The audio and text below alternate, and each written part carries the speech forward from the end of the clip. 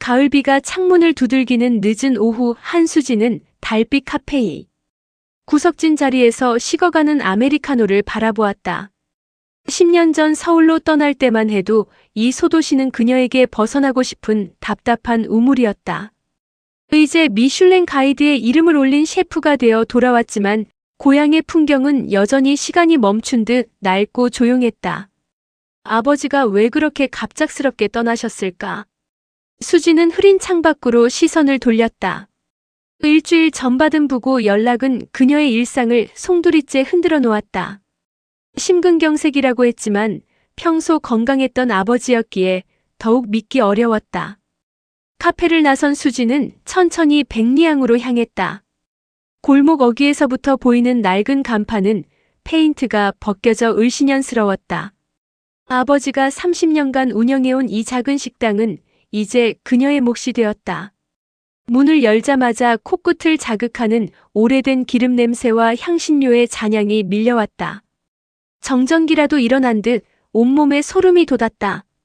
단순한 그리움 때문만은 아니었다. 뭔가 설명할 수 없는 불안감이 가슴을 짓눌렀다. 엄마. 벽에 걸린 액자 속에서 어머니가 환하게 웃고 있었다. 수진이 10살이던 해에 교통사고로 세상을 떠난 어머니는 사진 속에서도 여전히 아름다웠다. 하지만 오늘따라 그 미소가 어딘가 어색해 보였다.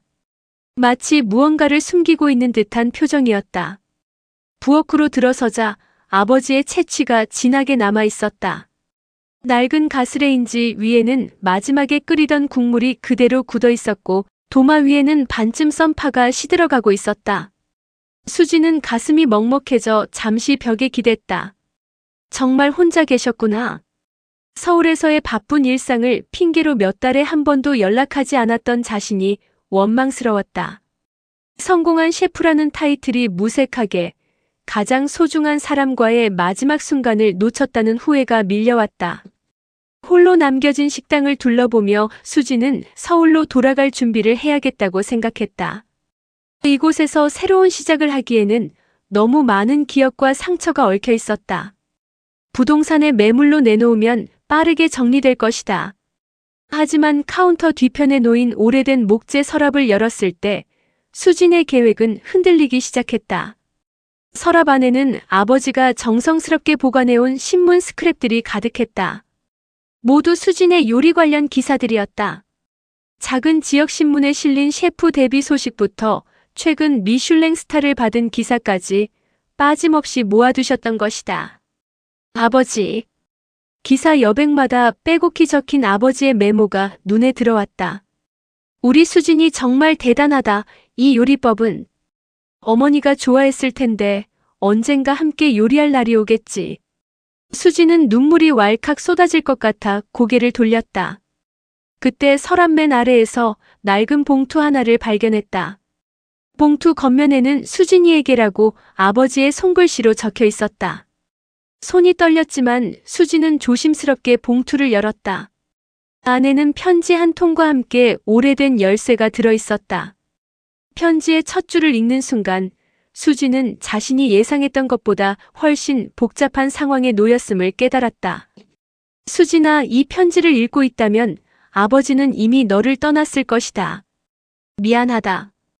너에게 짐이 될 수 있는 일들을 혼자 감당하려 했지만 결국 너에게 맡길 수밖에 없게 되었구나. 다음 날 아침 수지는 아버지의 편지를 다시 읽으며 식당 정리를 시작했다. 편지에 적힌 너에게 맡길 수밖에 없게 되었다는 말이 계속 마음에 걸렸다. 아버지가 정확히 무엇을 맡기려 했던 걸까? 주방 뒤편에 있는 작은 사무실로 들어가자 쌓여있는 서류 더미가 눈에 들어왔다. 수지는 한숨을 내쉬며 책상에 앉았다. 공과금 고지서, 식자재 납품 영수증, 세금 관련 서류들이 어지럽게 흩어져 있었다. 이 많은 걸 언제 다 정리하지? 하나씩 분류하던 중 낡은 서류 봉투에서 두툼한 계약서 한 부가 나왔다. 표지에는 토지임대차 계약서라고 적혀 있었고 계약 일자는 3년 전이었다. 수지는 고개를 갸웃했다. 백리향 건물은 아버지 소유였는데 왜 임대차 계약서가 있을까? 계약서를 펼쳐본 순간 수지는 깜짝 놀랐다.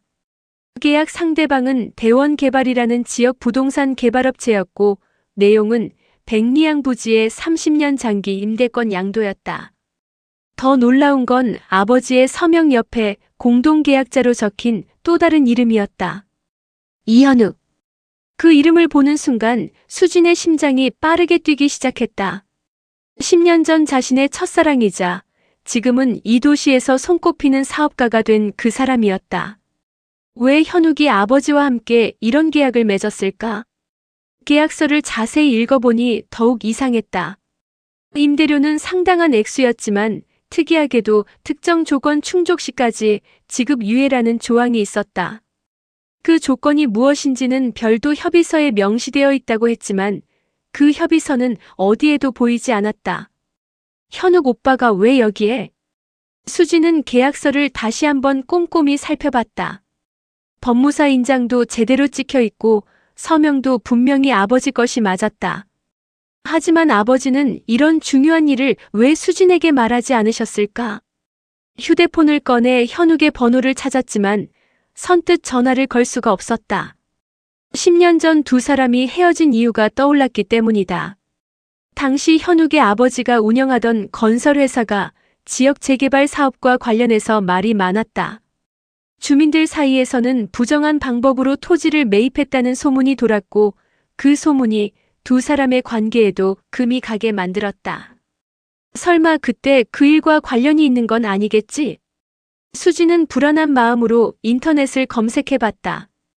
대원 개발을 검색하자 최근 몇 년 사이 이 지역에서 여러 개발 사업을 진행한 회사라는 정보가 나왔다. 그리고 놀랍게도 이 회사의 대표이사가 바로 이현욱이었다. 현욱 오빠가 대원개발 사장이었다고. 더 자세히 알아보니 현욱은 아버지의 회사를 물려받은 후 사업을 확장해서 지역 최대 개발업체로 키워냈다고 했다. 그리고 최근에는 이 일대의 대규모 상업지구 개발을 추진 중이라는 기사도 있었다. 수지는 점점 혼란스러워졌다. 현욱이 이 지역 개발을 주도하고 있다면 백리양 부지도 그 계획에 포함되어 있을 가능성이 높았다. 그렇다면 아버지와 맺은 이 계약은 대체 무엇을 의미하는 걸까? 계약서를 다시 보니 또 다른 이상한 점이 발견됐다. 계약 기간은 30년이지만 중도 해지 조항이 매우 엄격했다. 일방적인 해지는 불가능하고 양측 합의가 있어야만 계약을 무효화할 수 있다고 되어 있었다. 아버지, 도대체 무슨 일에 휘말리신 거예요? 그때 식당 문을 두드리는 소리가 들렸다. 수진이 나가보니 정장을 입은 중년 남성이 서 있었다. 혹시 한수진 씨이신가요? 대원개발에서 나왔습니다. 수진은 깜짝 놀라며 계약서를 뒤로 숨겼다. 하필이면 지금 대원개발 사람이 찾아오다니. 무슨 일로 오셨나요? 부친께서 돌아가셨다는 소식을 듣고 조의를 표하러 왔습니다. 그리고 혹시 시간 되시면 중요한 이야기가 있어서요. 남자의 표정은 예의 바르지만 어딘가 강압적이었다. 수지는 직감적으로 이 사람을 믿어서는 안 된다고 느꼈다. 죄송하지만 지금은 정리할 일이 많아서요. 다음에 시간 맞춰서 만나죠. 그러시군요. 그럼 이 명함이라도 받아주세요. 언제든 연락 주시면 됩니다. 남자가 건넨 명함에는 대원개발 이사 박성민이라고 적혀 있었다. 수지는 억지로 미소를 지으며 명함을 받았다. 남자가 떠난 후 수지는 다시 계약서를 펼쳐들었다. 이제 확실해졌다. 아버지는 분명 큰일에 휘말려 있었고 그 중심에는 현욱이 있었다. 더 이상 피할 수 없다는 걸 깨달은 수지는 결국 현욱에게 전화를 걸기로 마음먹었다. 박성민이 떠난 후 수지는 더 이상 미룰 수 없다는 걸 깨달았다. 떨리는 손으로 현욱의 번호를 눌렀다. 몇 번의 신호음 후 익숙한 목소리가 들려왔다. 수진아, 목소리만 들어도 10년이라는 시간이 무색해졌다. 수지는 잠시 말을 잇지 못했다. 현욱 오빠, 만날 수 있을까요? 아버지 일로 이야기할 게 있어서요. 그래. 내 사무실로 와. 주소 보내줄게. 다음 날 오후 수지는 시내 한복판에 위치한 대원개발 빌딩 앞에 서 있었다. 10층짜리 유리 건물은 이 소도시에서는 보기 드문 현대적인 모습이었다. 로비에서 접수를 마치고 엘리베이터를 탄 수진의 심장은 빠르게 뛰고 있었다. 9층에서 내린 수진을 맞이한 건 깔끔하게 정리된 사무실과 대표이사 이현욱 명패였다. 문을 두드리자 안에서 들어오라는 목소리가 들렸다. 문을 열고 들어선 순간 수진은 숨이 멎을 뻔했다. 현욱은 예전보다 훨씬 성숙해져 있었지만 여전히 매력적이었다. 다만 예전에 따뜻했던 표정 대신 차가운 비즈니스맨의 얼굴을 하고 있었다. 앉아. 현욱은 간단히 인사를 건넨 후 책상 건너편 의자를 가리켰다. 수진은 가방에서 계약서를 꺼내 책상 위에 놓았다. 이게 뭔지 설명해 주세요. 현욱은 계약서를 흘끗 보더니 창밖으로 시선을 돌렸다. 한참의 침묵이 흘렀다. 오빠 대답해 주세요. 왜 아버지와 이런 계약을 맺었는지, 그리고 이 특별 조항이 뭔지. 내 아버지께서 직접 설명 안 하셨나? 현욱의 반문에 수진은 당황했다. 아버지는 편지에서 현욱과의 계약에 대해 한마디도 언급하지 않으셨다. 아버지는 아무 말씀도 안 하셨어요. 그냥 이 계약서만 남기고 가셨을 뿐이에요. 현욱의 표정이 미묘하게 변했다. 뭔가 예상과 다르다는 듯한 얼굴이었다. 수진아, 그 가게는 내가 지켜야 할 이유가 있어. 무슨 뜻이에요? 제가 왜 아버지 식당을 지켜야 하죠? 저는 서울에서 제 일이 있어요. 내 어머니 때문이야. 갑작스런 어머니 이야기에 수진은 깜짝 놀랐다. 어머니는 수진이 10살 때 교통사고로 돌아가셨는데 그것이 백리안과 무슨 관련이 있다는 걸까? 어머니가 왜 나와요? 현욱은 자리에서 일어나 창가로 걸어갔다. 등을 돌린 채로 말을 이어갔다. 내 어머니의 죽음은 단순한 사고가 아니었어. 그리고 내 아버지는 그 진실을 알고 있었지. 무슨 소리예요? 수진의 목소리가 떨렸다. 20년 넘게 교통사고라고 믿어왔던 어머니의 죽음에 다른 진실이 있다니. 자세한 건 나도 다 알지 못해. 다만 이 지역에서 일어난 오래된 사건과 관련이 있다는 것만은 확실해. 그리고 백리양이 그 사건의 열쇠를 쥐고 있어. 그래서 제가 가게를 지켜야 한다는 거예요? 현욱이 돌아서서 수진을 바라봤다. 그의 눈에는 복잡한 감정이 어려 있었다. 수진아, 나도 이 모든 걸 원했던 건 아니야. 하지만 내 아버지가 저지른 일들, 그 죗값을 치러야 해. 오빠 아버지가 뭘 하셨는데요? 그것까지 지금 말할 수는 없어. 다만 내 아버지와 내가 맺은 이 계약은 속죄의 의미가 있다고 생각해줘. 수진은 점점 혼란스러워졌다. 현욱의 말은 진실처럼 들렸지만 여전히 구체적인 내용은 알 수 없었다. 제발 좀 더 자세히 말해주세요. 저는 아무것도 몰라요. 아직은 때가 아니야. 하지만 분명한 건 네가 그 가게를 떠나면 진실은 영원히 묻혀버릴 거라는 점이야. 그때 현욱의 휴대폰이 울렸다. 전화를 받은 그의 얼굴이 굳어졌다. 알겠습니다. 바로 조치하겠습니다. 전화를 끊은 현욱이 수진을 보며 말했다. 수진아, 당분간 조심해. 특히 밤에는 혼자 다니지 마. 무슨 뜻이에요? 네가 여기 돌아왔다는 소식이 퍼지고 있어. 그리고 일부 사람들은 내가 무엇을 알고 있는지 궁금해하고 있어. 수진은 등골이 서늘해졌다.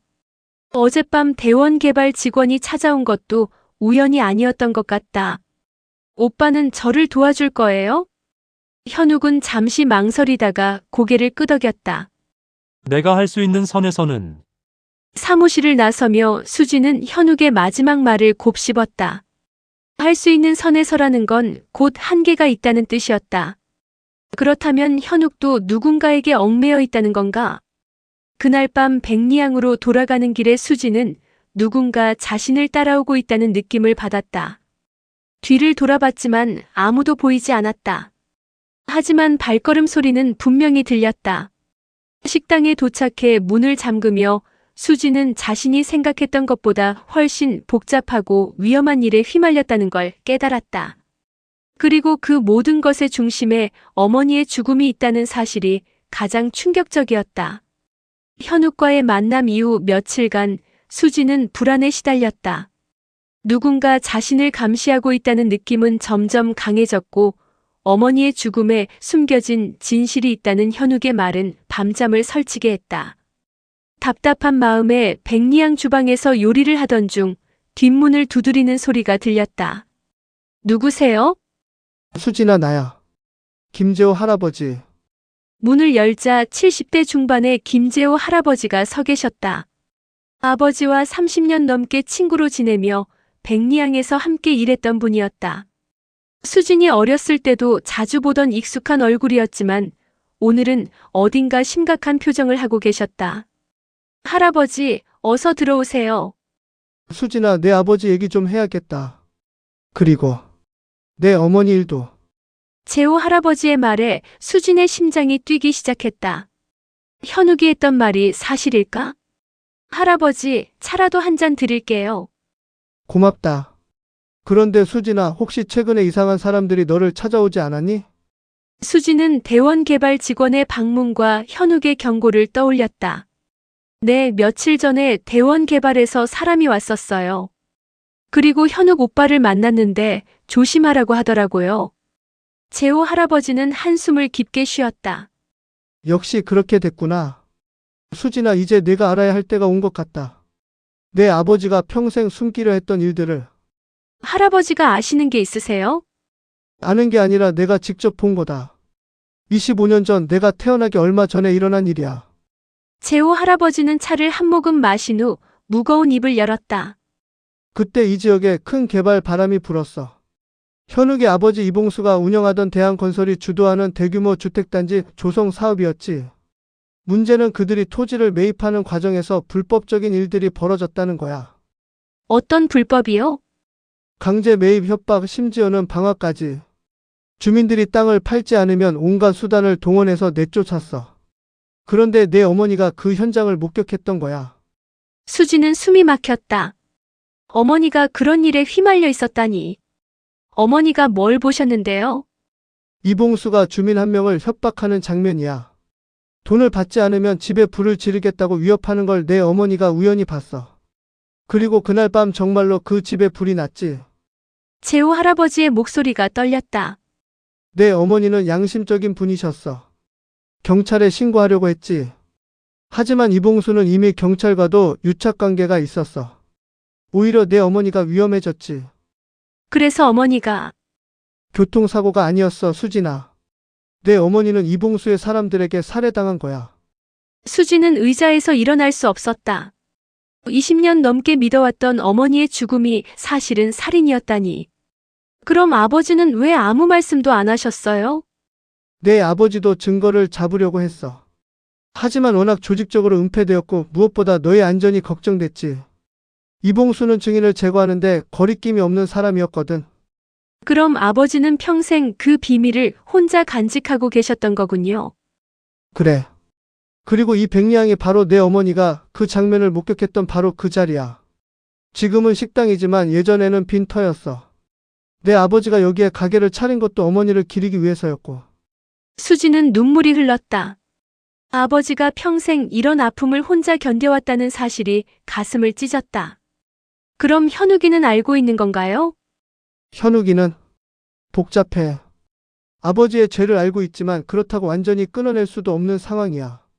현재 그의 사업도 아버지가 그때 불법적으로 취득한 땅들 위에 세워진 거거든. 그래서 아버지와 그런 계약을 맺었던 거군요. 맞아. 현욱이 나름대로 속죄하려는 거지. 하지만 이봉수는 아직 살아있고 그의 뒤를 이은 사람들도 있어. 내가 진실을 파헤치려 한다면 그들이 가만히 있지 않을 거야. 재호 할아버지는 수진의 손을 꽉 잡았다. 수진아, 내가 결정해야 해. 이 모든 걸 덮고 서울로 돌아갈 것인지 아니면 내 어머니의 원한을 풀어줄 것인지. 할아버지는 어떻게 생각하세요? 나는 내 어머니가 정의로운 분이셨다는 걸 알고 있어. 그분이라면 진실이 밝혀지길 원하실 거야. 하지만 너의 안전이 가장 중요하지. 수지는 창밖을 바라보았다. 어머니가 마지막 순간까지 지키려 했던 정혜, 그리고 아버지가 평생 짊어진 무게를 이제야 이해할 수 있었다. 할아버지, 증거는 있나요? 내 아버지가 몰래 모아둔 자료들이 있어. 하지만 위험해. 그 자료들이 공개되면 이 지역의 많은 사람들이 타격을 받을 거야. 그날 밤 재호 할아버지가 떠난 후 수지는 한잠도 잘 수 없었다. 어머니의 진실을 알게 된 지금 단순히 서울로 돌아갈 수는 없었다. 하지만 그 진실을 추구하는 길이 얼마나 위험한지도 분명했다. 재호 할아버지와의 만남 이후 일주일 동안 수지는 깊은 고민에 빠져 있었다. 어머니의 진실을 알게 된 충격과 함께 앞으로 어떻게 해야 할지 결정해야 하는 무거운 책임감이 어깨를 짓눌렀다. 서울의 레스토랑에서는 연일 연락이 왔지만 수지는 선뜻 답변할 수 없었다. 그런 중에 대원개발에서 또 다른 방문자가 찾아왔다. 이번에는 박성민 이사가 아닌 더 높은 직급의 사람이었다. 안녕하세요, 한수진 씨. 저는 대원개발 상무 최진혁입니다. 50대 중반의 최진혁은 값비싼 정장을 입고 있었지만 그의 눈빛에는 냉기가 서려 있었다. 이번에는 무슨 일로 오셨나요? 단도직입적으로 말씀드리죠. 이 부지에 대한 개발 계획이 확정되었습니다. 보상금도 시세보다 30% 높게 책정했고요. 더 이상 미룰 이유가 없지 않겠습니까? 최진혁이 내민 서류에는 놀라운 금액이 적혀 있었다. 서울에서 좋은 아파트를 살 수 있을 만큼 큰 돈이었다. 시간을 좀 더 주세요. 아직 결정하지 못했거든요. 한수진 씨, 최진혁의 목소리가 낮아졌다. 이 지역 개발은 이미 시작된 일입니다. 혼자서 막을 수 있다고 생각하지 마세요. 현명한 선택을 하시기 바랍니다. 그의 말에는 분명한 위협이 담겨 있었다. 수지는 등골이 서늘해졌지만 굴복하지 않았다. 협박하시는 건가요? 협박이 아니라 충고입니다. 좋은 제안일 때 받아들이시는 게 서로에게 도움이 됩니다. 최진혁이 떠난 후 수지는 현욱에게 전화를 걸었다. 만날 필요가 있었다. 저녁 무렵 백리항에서 만난 현욱은 피곤해 보였다. 오늘 대원개발 상무가 다녀갔어요. 협박에 가까운 말을 하면서 가더라고요. 현욱은 한숨을 쉬었다. 미안해, 수진아. 내가 막으려고 했지만 한계가 있어. 오빠도 그들에게 얽매여 있는 거예요? 내 아버지가 남긴 빚이야. 그때 불법으로 취득한 땅들을 정당한 가격에 되돌려주려면 회사가 망할 수도 있어. 그래서 점진적으로 해결하려고 하는데. 현욱의 고백을 들으며 수지는 그의 처지를 이해할 수 있었다. 하지만 동시에 실망도 컸다. 그럼 결국 저 혼자 싸워야 한다는 거네요. 수진아, 무리하지 마. 그들은 생각보다 무서운 사람들이야. 내 안전이 더 중요해. 하지만 수진의 마음은 이미 기울고 있었다.